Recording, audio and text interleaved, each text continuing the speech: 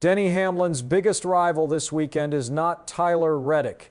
It is the driver sitting 3 garage stalls away from him at Joe Gibbs Racing, his own teammate, and by Sunday night, one of them is going home with nothing. The spotter sees everything, and today we are breaking down the strangest bracket in NASCAR's $1 million tournament. Because this weekend at Echo Park Speedway, the in-season challenge just turned into something nobody expected. Teammates eliminating teammates. Let's set the stage. Back in May, NASCAR launched a brand new format, 32 drivers. A single elimination bracket, 5 rounds spread across 5 weeks of racing, $1 million for whoever survives every single matchup. Round 1 happened at Sonoma, round 2 happened at Chicagoland, and after those 2 rounds, the bracket has been cut down from 32 drivers to just 8. 8 drivers, 4 head-to-head matchups. Whoever finishes better than their opponent this Sunday at Atlanta advances to the Final Four. Whoever finishes worse goes home, no prize money, no consolation, nothing. Now here is where this gets genuinely fascinating, because when NASCAR set this bracket months ago, nobody could have predicted who would still be standing after 2 brutal rounds of elimination.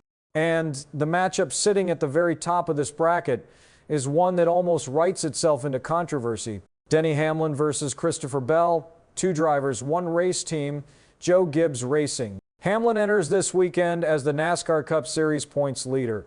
4 race wins already banked in the 2026 season.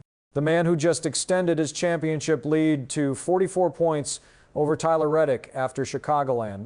Bell is his teammate. Same shop, same engineers, same debrief meetings on Monday mornings. And this Sunday, they are drawn directly against each other with $1 million on the line for whoever comes out ahead. Think about what that actually means inside that JGR shop this week. 2 crew chiefs who talk to each other every single day, suddenly needing to build the fastest possible car for 2 drivers who cannot both win this matchup. 2 teammates who share notes, share simulation data, share strategy calls on a normal Sunday. Now quietly hoping the other one has a slightly worse pit stop. This is not hostility. Nobody expects Hamlin and Bell to wreck each other on purpose. But it is a genuinely awkward incentive structure, because for 1 week, helping your teammate succeed means eliminating yourself from $1 million. And here is the detail that makes this particular matchup even more loaded. At Chicagoland, in the actual points race, it was Bell who nearly caught Chase Briscoe for the win. It was Bell who finished second, while Hamlin settled for third among his own teammates. Bell has been the fastest JGR car for multiple weeks running, even while Hamlin holds the championship lead. If Bell has similar speed at Atlanta and Hamlin does not, the tournament produces an outcome that would look almost impossible on paper. The points leader gets eliminated from the $1 million bracket by his own teammate in the same race weekend where he is also trying to protect his championship lead over Reddick. That is 2 enormous storylines colliding in the exact same 300 laps of racing. And it raises a question that nobody inside that shop wants to answer publicly. When your crew chief is deciding pit strategy on a night like this, whose interests come first, the driver in the car or the organization that employs both of them? Now let's talk about the second matchup, because this one has an entirely different flavor. Alex Bowman versus Todd Gilliland. If you have been paying attention to this bracket, you already know Bowman's name should not still be here. He was the very last driver to squeeze into this tournament, the 32nd seed. Dead last entry into a 32 driver field. And what has he done since then? In round 1 at Sonoma, he eliminated Tyler Reddick, the same Tyler Reddick who was the number 1 seed in this entire bracket. The same Tyler Reddick who was leading the NASCAR points standings at the time. Bowman beat him then in round 2 at Chicagoland. Bowman eliminated Austin Cindric. 2 giants gone, both knocked out by the driver. Nobody expected to survive the first round. And now at Atlanta, Bowman faces Todd Gilliland, who has his own underdog story running in parallel. Gilliland eliminated Daniel Suarez, the 2026 Coca-Cola 600 winner, in round 1. Then he eliminated Carson Hocevar, the Talladega winner, in round 2. 2 bracket busters colliding with each other at the exact track that should decide this entire matchup. Because here is the stat that changes how you should read this race before it even starts.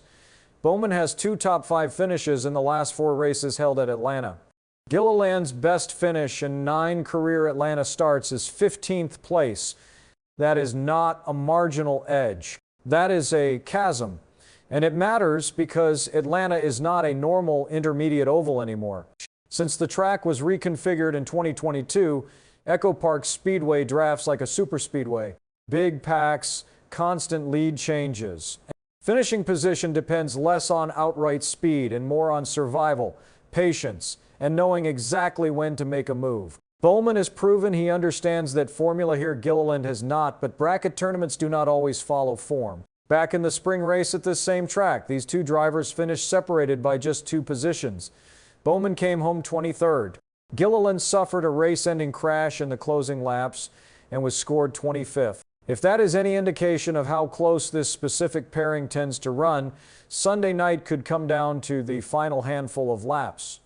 Once again.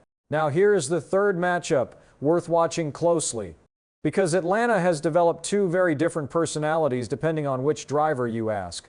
Chase Elliott has quietly become one of the most consistent performers at this reconfigured track. Since 2022, he has completed every single lap in all 8 of his starts here. 0 incidents, 0 DNFs.